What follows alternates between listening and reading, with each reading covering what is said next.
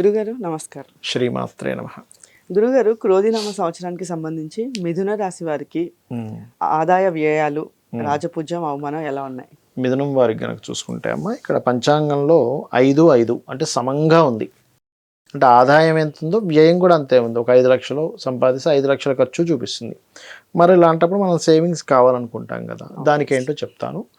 3-6 అంటే రాజ్యపూజ్యం 3 అంటే మీరు ఏదైనా ఒక పని చేస్తే మిమ్మల్ని మెచ్చుకునే వారి సంఖ్య 3 ఉంటే, ఇదిగో ఇక్కడ నువ్వు తప్పు చేసావని చూపించే వాళ్ళ సంఖ్య 6 ఉంది. కాబట్టి ఇది మనకు మార్చుకోవాలి. ఎలాగా చెప్తాను నేను మీకు. ఫస్ట్ మనం ఆదాయం పెంచుకునే చెప్తాను మిథునం వారికి. మిథునం వారికి మే వరకు లాభంలో గురువు ఉన్నాడు కాబట్టి ఫైనాన్షియల్ గ్రోత్ ఇస్తాడు, అందులో ఎటువంటి డౌట్ లేదు. అయితే మరి దాని తర్వాత పరిస్థితి ఏమిటి అంటే, దాని తర్వాత నెక్స్ట్ ఆప్షన్ రాహు ఇస్తాడు మిథునంకి. అంటే ఏమిటి, ఆన్లైన్లోనో విదేశాలకు వెళ్ళడం ద్వారానో విదేశీ సంపాదన మూలంగానో సాఫ్ట్వేర్ రిలేటెడ్ మూలంగానో వీళ్ళు ఆదాయం పెంచుకోవాలి. దుర్గా ఆరాధన ఎంత చేస్తాయి వీళ్ళకంత ఆదాయం పెరుగుతుంది. సింపుల్.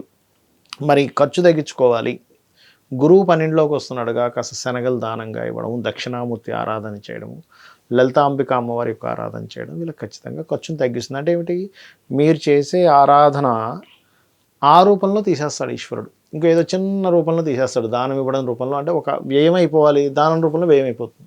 ఓకే, అట్లా. ఇంకోటి ఏంటంటే ఇక్కడ మిథునానికి 3-6 అనుకున్నాం అంటే రాజ్యపూజ్యం 3, అవమానం 6. మెచ్చుకునే వారి సంఖ్య పెరగాలి అంటే కనుక విష్ణు సహస్రనామాలు ఎంత చేస్తే అంత మెచ్చుకునే వారి సంఖ్య పెరుగుతుంది.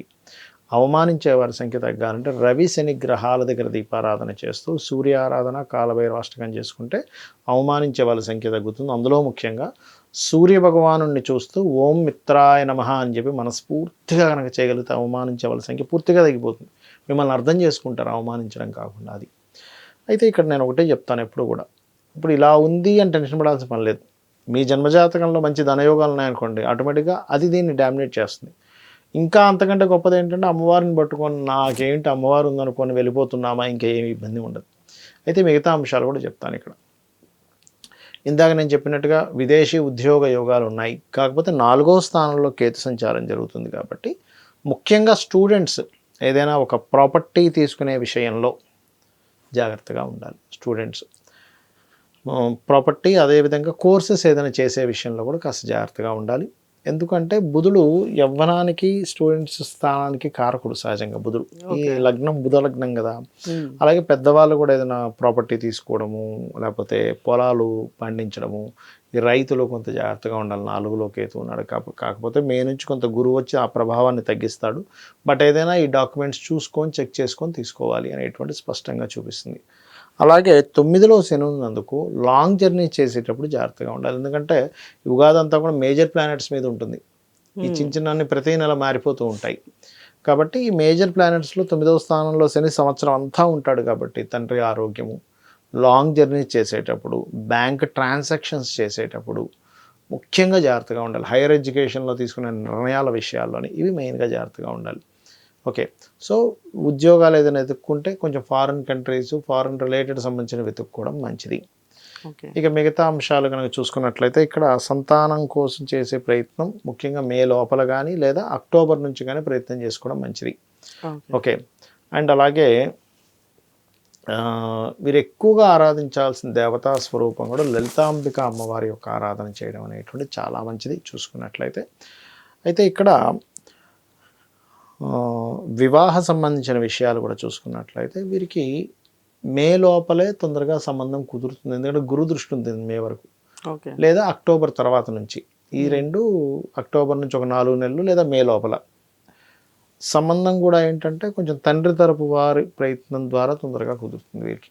వీళ్ళు దానం చేయాల్సినవి ఏమైనా ఉన్నాయా గురుగారు? శనగలు ఇందాక చెప్పాను కదమ్మా, శనగలు దానంగా ఇస్తే సరిపోతుంది. ఓకే, అంటే నెలకొకసారి, 2 నెలలకోసారి ఈ సంవత్సరం మొత్తం ఇచ్చుకుంటే సరిపోతుంది. ఏ శనగలైనా ఇవ్వచ్చు. చాలామంది తెల్లవి ఇవ్వాలా, నల్లవి ఇవ్వాలా అడుగుతుంటారు. ఏ శనగలైనా 1 కేజీ బావు తగ్గకుండా పసుపు రంగు వస్త్రంలో పెట్టి ఇచ్చినట్లయితే అన్ని విధాలా బాగుంటుంది. అయితే గురుగారు, ఈ క్రోధినామ సంవత్సరంలో ఓవరాల్గా దేశవ్యాప్తంగా ఎలా ఉంటుంది? ఒకటేనమ్మా, మనం జనవరి ఫిబ్రవరి టైంలోనే చెప్పాం. జనవరి టైంలోనే చెప్పాను, అప్పుడు న్యూ ఇయర్ ప్రిడిక్షన్స్ అన్నట్టు చెప్పినప్పుడే కొంచెం ఫిబ్రవరి నుంచి ఈ బాంబు పేలుళ్ళని, అల్లర్లని, ధర్మాన్ని కాపాడుకోవాల్సిన పరిస్థితులని, నీళ్ళల్లో తిరిగేటువంటి వాటికి కొంచెం హైజాకులు జరగడం ఇట్లాంటివని, అంటే నీళ్ళల్లో తిరిగే పడవల మీద దొంగలు పడడం జరుగుతుంటుందని ఇట్లాంటివన్నీ. ఎందుకంటే జలరాశుల్లో శని కుజులు కలుస్తున్నారని చెప్పుకున్నాం. ఓకే. ఈ ఈ ప్రభావం మే వరకు ఉంటుంది చెప్పాలంటే. ఎందుకంటే మే వరకు ఈ శని కుజ రవి కాంబినేషన్ వల్ల రాజుల మధ్య యుద్ధం, అంటే ఎంతసేపు ఈ ప్రెసిడెంట్లు కావచ్చు, దేశ రాజులు కావచ్చు, వీళ్ళందరూ రాజులు అంటే ఇప్పుడు ప్రెసిడెంట్లు, పిఎంలు, వీళ్ళకేంటంటే ఎంతసేపు యుద్ధం చేద్దామనే ఆకాంక్ష పెరుగుతుంది. ఎందుకంటే ఈ క్రోధినామ సంవత్సరానికి రాజు కుజుడు అయ్యాడు. కుజుడు యుద్ధానికి కారకుడు, కుజుడు గొడవ కారకుడు, లీడర్షిప్ కారకుడు, అల్లర్లకు కారకుడు అవుతుంటాడు. ఏది కుజుడు పాడైతే బాగుంటే మళ్ళీ అది వేరే క్రీడాపరంగా రాణిస్తాడు. అందుకని ఏంటి, ఈ యొక్క విషయంలో ఈ రకమైనటువంటి ఇది కనబరుస్తూ ఉంటాడు.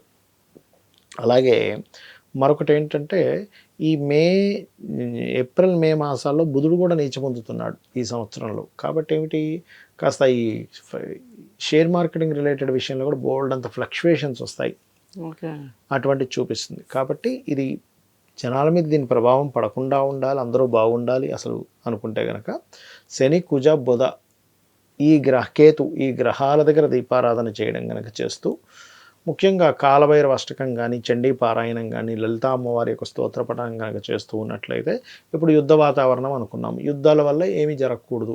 వేరే వేరే దేశాల్లో కూడా ఇండియన్స్ ఉంటారు, మామూలుగా అందరూ మనుషులు కాబట్టి ఉంటారు, వాళ్ళకి హాని కలగకుండా ఉండాలి అంటే కొంచెం ముందుగానే యుద్ధం వస్తుందని కూడా కొంచెం స్టోర్ చేసి పెట్టుకుంటారు. ఇటువంటి జాగ్రత్తలు తీసుకోవడము, కొంచెం నేను ఇందాక చెప్పినటువంటి దేవతారాధన కనుక చేసినట్లయితే బాగుంటుంది. అయితే గురుగారు, మరి సాధారణంగా కొంతమందికి జన్మరాశి ఇవి తెలియవు, నక్షత్రాలు కానీ రాశులు కానీ తెలియని వాళ్ళు ఉంటారు.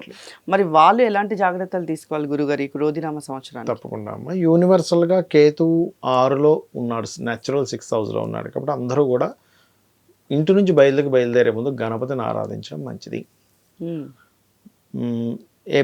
మార్చ్ ఏప్రిల్ మే మాసాల్లో పర్టికులర్గా మీరు వీలైనంత మట్టుకు చండీ పారాయణాలు ఎక్కడైనా జరుగుతున్నా, హోమం జరుగుతున్నా కాస్త అటెండ్ అవ్వడము. అండ్ అదేవిధంగా అనవసరమైన గొడవల్లోకి వెళ్ళకపోవడం మంచిది. ఎందుకంటే ఈ కాంబినేషన్ ఇప్పుడు అనవసరమైన గొడవల్లోకి వెళ్ళాల్సి వస్తూ ఉంటుంది, అనవసరంగా ఏమన్నా గొడవలు అవుతూ ఉంటాయి ఈ వర్కర్స్ మధ్యని, బాస్ మధ్యని, ఇట్లాంటివి జరుగుతూ ఉంటాయి కాస్త. ఎందుకంటే బాసు కారకుడైన శని కొంచెం, రవి కొంచెం శని రాహు మధ్యలో తిరుగుతున్నాడు. కాబట్టి ఏమవుతుంటుందంటే ఎక్కడైనా కూడా ప్రతి ఆఫీస్లో కూడా వీళ్ళు ఎంత బాగా చేస్తున్న బాస్తో ఏదో ఒక అల్లరి, లేదా బాస్ ఎంత బాగున్నా వీళ్ళు ఏదో ఇబ్బంది, ఇట్లాంటివి జరుగుతూ ఉంటాయి. కాబట్టి కొంచెం ఈ ఆఫీస్ ప్రెమిస్ ఇట్లాంటి వాటిలో కొంత జాగ్రత్తగా ఉండాలి. అండ్ అలాగే అందరూ కూడా న్యాచురల్గా నేను చెప్పేది ఒకటే, ఈ మార్చ్ ఏప్రిల్ మాసాల్లో బాగా అనుభవం, షేర్ మార్కెట్లో బాగా అనుభవం ఉన్న వాళ్ళకి లాభాలు ఉంటాయి. ఎందుకంటే నీచభంగ రాజయోగం కూడా ఉంది, నీచం కూడా పడుతున్నాడు ఒక పక్కన. కాబట్టి అనుభవం లేని వాళ్ళు కాస్త ఎక్కువ పోగొట్టుకునే ఛాన్స్ ఉంది. కాబట్టి ఈ జాగ్రత్తలు తీసుకోవాలి. మెయిన్గా తీసుకుంటూ బుధవారాలు ఎటువంటి నిర్ణయాలు తీసుకోకుండా ఉండాలి. మే మాసం వరకు బుధ శని మంగళవారాలు ఎటువంటి ఇంపార్టెంట్ డెసిషన్స్ తీసుకోకపోవడమే మంచిది. అయితే గురుగారు, సాధారణంగా జన్మజాతకం మెయిన్ అంటూ ఉంటారు కదా, మరి అసలు ఈ జన్మజాతకానికి సంబంధించి మెయిన్గా చూసుకోవాల్సిన అంశాలు ఏమైనా ఉంటాయా? మొత్తం మెయిన్గా జన్మజాతకమేనమ్మా. ఎందుకంటే మన ఎదుగుదల దగ్గర నుంచి మన సంపాదన ఎటువైపు వస్తుంది, మనం ఏ రకంగా ప్రయత్నం చేయాలి, ఏ దిశలో నివసిస్తే మంచిది, సంతానం ఎందుకు అభివృద్ధి అవ్వట్లేదు, అభివృద్ధి అవ్వాలంటే ఏం చేయాలి, వివాహ సమయం కానీ, మనకి చూసినట్లయితే ఇన్వెస్ట్మెంట్స్ చేసే సమయం కానీ, అదేవిధంగా విదేశాలకు వెళ్ళే సమయాలు కానీ, వచ్చే సమయం కానీ, ఇవన్నీ కూడా మన జన్మజాతకంలో ఉంటాయి. మన టర్నింగ్ పాయింట్స్, టైం బాగుందా బాగాలేదు, ఇవన్నీ కూడా. అయితే వీటితో పాటు ఎందుకు మనం ఈ ఉగాది ఫలితాలు ఇవి చెప్పుకుంటుంటామంటే, బయట ఉండే కాలం కూడా మనకు సహకరించాలి కాబట్టి చెప్పుకుంటూ ఉంటాం. కాబట్టి మెయిన్ జన్మజాతకమే ఎప్పుడు కూడా. అయితే ఇక్కడ ఇంకొక విషయం చెప్తాను, మీకు జాతకం లేదు, అసలు ఏం జరుగుతుందో తెలియట్లేదు, అమ్మవారి ఆరాధన చేసుకుంటే కూడా అద్భుతంగా ఉంటుంది, గుర్తుపెట్టుకోండి. అమ్మవారిని పట్టుకున్నాను నాకేంటి, అదే అమ్మవారు తీసుకెళ్తుంది. ధన్యవాదాలు గురువు. శ్రీమాత్రే నమః.